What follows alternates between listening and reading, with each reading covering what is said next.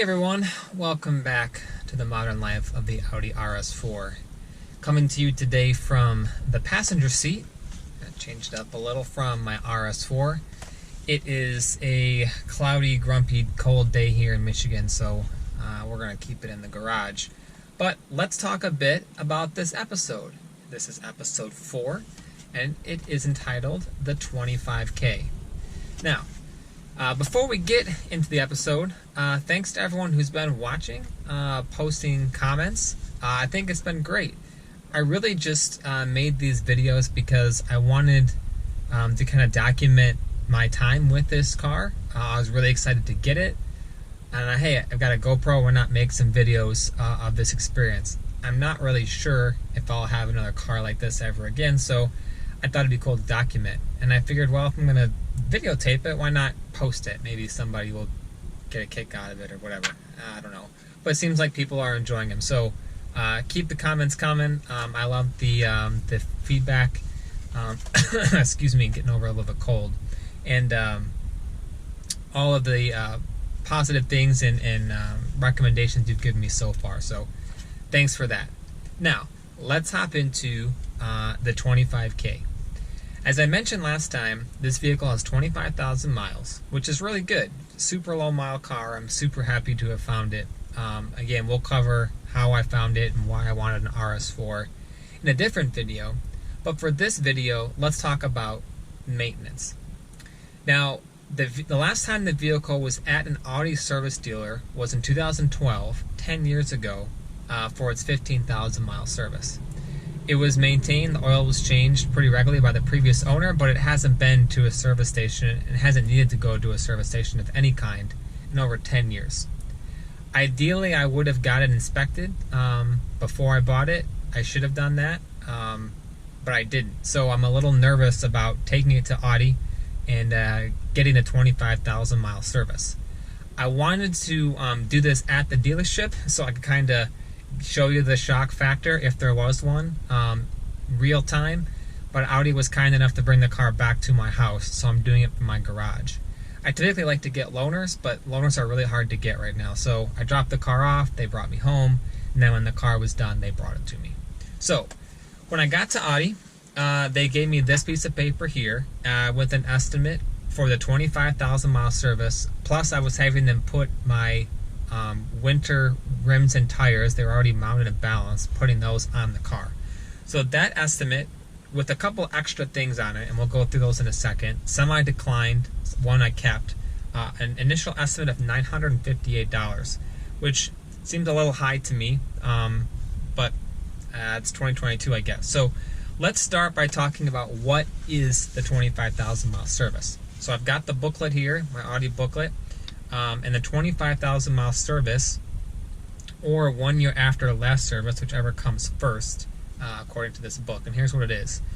So it's an engine oil and filter change, service minder reset, brake system check for damage and leaks, thickness of pads and brake fluid level, wiper arm pivot points lubricate, windshield wiper and washer, headlight washer, add fluid necessary, check adjustment and function, tires and spare wheel check for wear and damage, check tire pressure, and then every 2 years, regardless of mileage, brake fluid, they want you to change it, and then the cloth top. So again, for all that plus the wheels and tires and some other things, I got quoted $958.45. So let's start with the two things I declined. The first one is install premium engine oil conditioner. Now, I personally believe very confidently in run the oil the manufacturer recommends. And here's why. I was looking for a winter beater. It's probably like 2004, 2005, somewhere in there. I was driving to work one day and I saw a 1994 Honda Accord for sale on the side of the road. I pulled over and it was in pretty good shape. Price was really good. I think it was like $1,100 or something silly. But I couldn't tell how many miles it had on it because the needle was resting in front of the 6th digit. So I assumed 160,000 miles based on the price. I called the guy and it wasn't 160,000 miles, it was 260,000 miles. But he was a service technician at the Honda dealership in my neighborhood.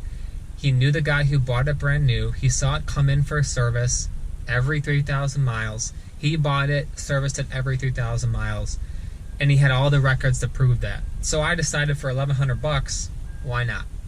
I drove that car for another 40,000 miles on regular oil. I think it was 5W30 or 5W20. And then I gave it to someone who drove for another 10,000 miles. And the only reason the car retired is because he rear-ended somebody and screwed up the radiator and the whole front end. But the engine was fine. The engine probably could have went a lot longer than 310,000 miles or whatever he had on it when it broke. Basic oil, the regular oil, what the manufacturer called for. So I'm not really going to spend extra money to dump stuff into this engine when it already gets good oil, synthetic oil. If I lived in really crazy climates, if I tracked the car a lot, then yeah, maybe I would consider a higher grade oil, but I'm not really going to do those things. So I'm going to just put in the oil that the manufacturer recommends, and I'm going to stick with it. The other thing that they wanted me to do was a premium fuel system conditioner called Ethanol Defender. Now, I don't know if that's a tank dump in. I know some you actually plug into the intake manifold and you run some stuff through it.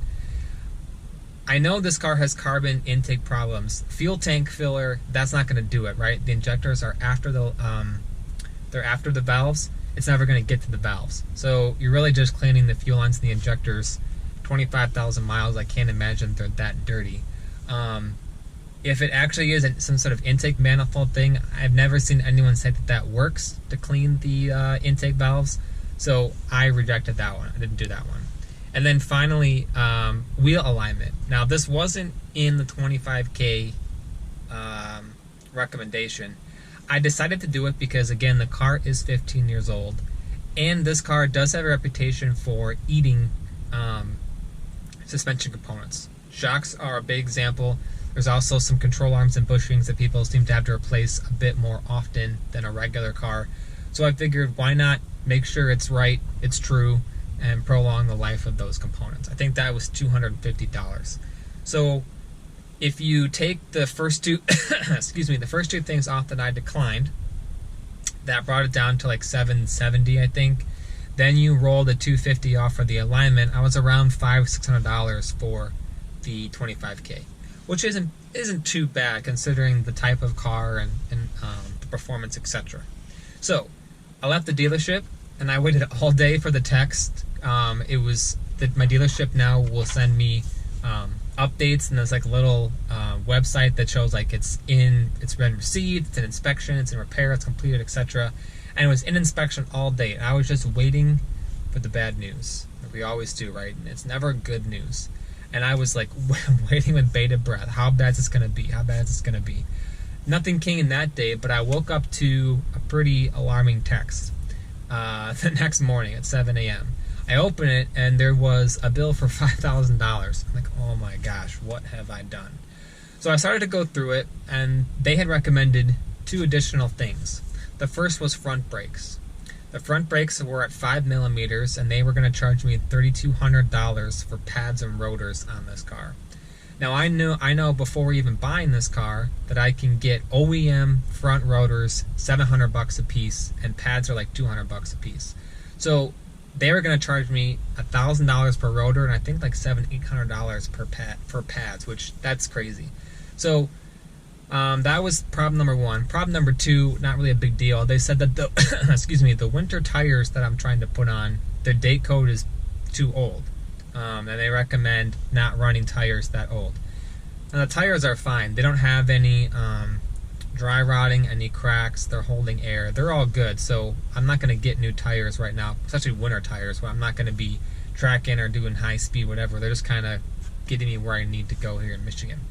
So I declined that. The brakes I also declined because 5mm it's getting down there, but it's not a danger yet, and the car has a brake pad sensor warning, and that's not going off. So I'm going to leave them for right now. I was kind of hoping that I could just replace pads, but I got the car home today and I checked and the rotors are lipped, which means the rotors have probably gone past their usable life and probably shouldn't be reused. So car will need pads and rotors, front pads and rotors at some point.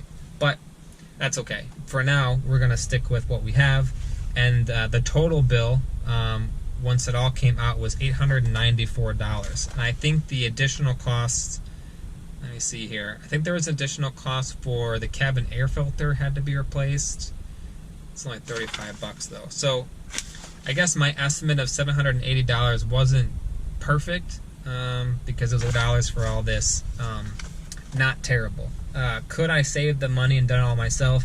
Yeah, probably could have saved a lot of money, but to me, it's worth it to have the sticker, the stamp in the book to show for previous owners.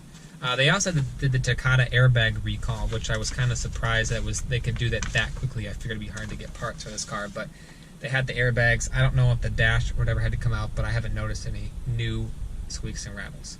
So that is the 25K. Everything turned out not too bad. Wallet's a little lighter, but that's to be expected with an aging German car. But all said and done, I'm pretty happy. We're gonna drive the car for the winter. We'll get the summer tires put on, and we'll monitor those brakes. We'll monitor the new tires. The summer tires that came off only had 430 seconds left, so those are probably gonna be due here soon. So we may have to be looking at tires in the spring.